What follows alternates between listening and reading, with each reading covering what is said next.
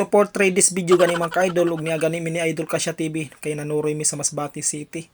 So ug dandapita mga ka-idol ngadto mig mall kay mopalit gani mi og bangko nga may aircon. So mao lagi siguro ni kay damo magpaninda murag mall lagi siguro ni.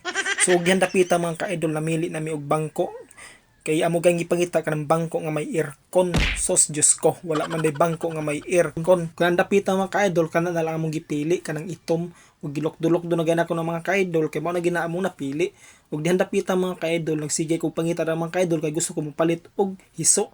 Kanang hiso bitaw kanang gitawag nila bitres o matris ba to o sa ba to basta mao na. Ug dihan dapita mga ka-idol nakalimot ko.